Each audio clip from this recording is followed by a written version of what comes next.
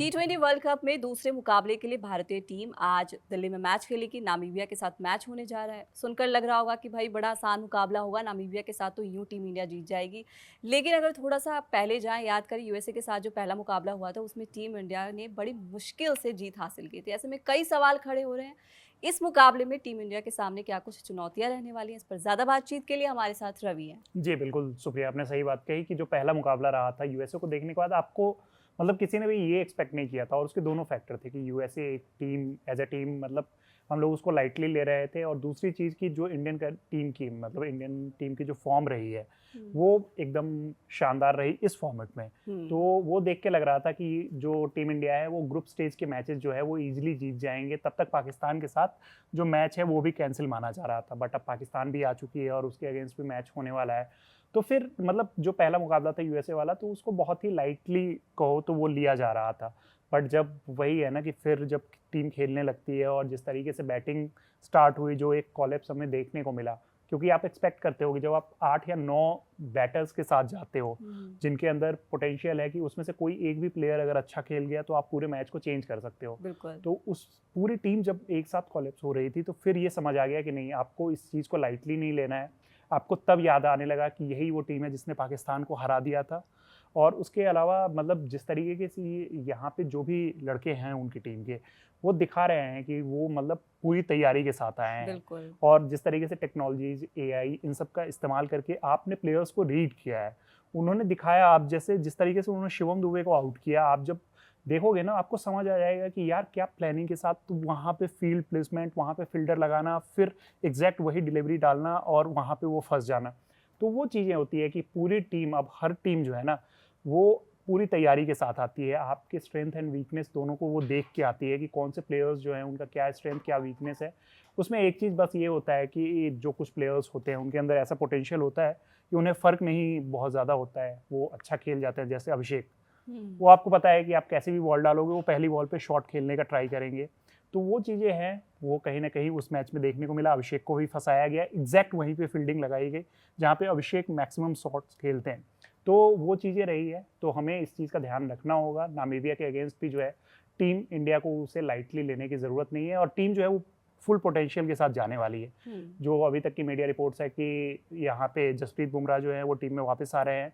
जो अभी हमारे पास अपडेट्स हैं उसमें अभिषेक और वॉशिंगटन सुंदर, उन दोनों को लेके ये क्लियर नहीं हो पाया है कि वो दोनों आज वाला मुकाबला खेलेंगे या नहीं खेलेंगे।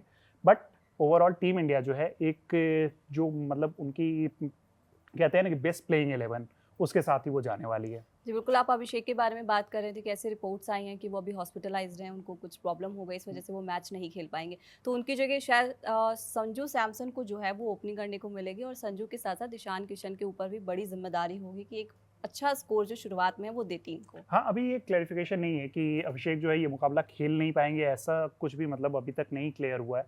बट जब आपके साथ मतलब कोई भी क्रिकेटर्स होते हैं, उनके साथ जब पेट रिलेटेड कोई भी इश्यू होता है, तो फिर आपको टाइम लगता है रिकवर करने में। तो वो चीज़ है कि अभिषेक को लेके ऐसा कहा जा रहा है कि पेट से रिलेटेड कुछ इश्यू है और उस वजह से जो है उन्हें रिकवर करने में टाइम लग सकता है। तो मतलब उम्मीद करते हैं कि वो जो है इस मुकाबले को खेलेंगे। दूसरी चीज़, जहाँ इफ़ इन केस अगर नहीं खेल पाते हैं, अनफॉर्चुनेट रहता है ये टीम इंडिया के लिए कि अभिषेक यहाँ पे अगर नहीं खेल पा रहे हैं, तो फिर संजू सैमसन वहाँ पे आएँगे और संजू से जहाँ तक मतलब जिस तरीके से एक्सपेक्टेशंस रही है लगातार टीम इंडिया को, तो वो मतलब लास्ट के 10 टू 12 मैचेस जो हैं, उसमें उन्होंने बिल्कुल भी परफ़ॉर्म नहीं किया है। तो वो कहीं न कहीं फैन्स जो हैं, वो उस चीज़ को मतलब सुनने के बाद जो हैं, वो निराश हो जाते हैं कि यार ये जो प्लेयर है मतलब ये आ जाएँगे तो फिर क्या होगा? बट संजू के अंदर जो पोटेंशियल है और जिस तरीके का क्रिकेट वो खेल सकते हैं, जैसे शॉट्स वो हैं, तो अगर वो आते भी हैं तो टीम इंडिया के पास जो 15 है ना, मैं सिर्फ 11 की बात नहीं कर रहा हूँ, जो पूरे 15 प्लेयर्स हैं ना, सब जो है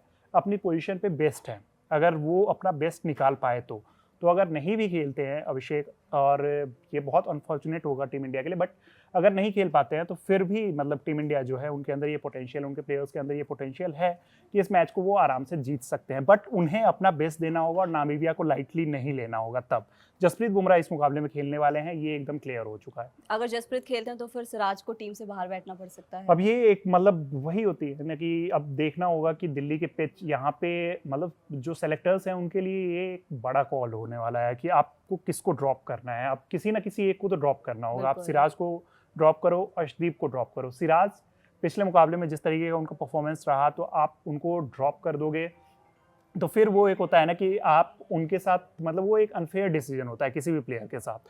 अब अर्शदीप आपके मतलब मेन बॉलर हैं, अगर आप देखो तो जसप्रीत बुमराह के साथ वो मेन बॉलर हैं, तो 2 ही पेसर्स के साथ आप जाने वाले हो, क्योंकि थर्ड सीमर आपके पास ऑलरेडी हैं हार्दिक पांड्या, और इसके साथ साथ आप देखोगे तो शिवम दुबे भी बॉलिंग कर लेते हैं। तो 3 सीमर्स के साथ जाने का मतलब स्पेशलिस्ट सीमर के साथ जाने का तो कोई सवाल ही नहीं है।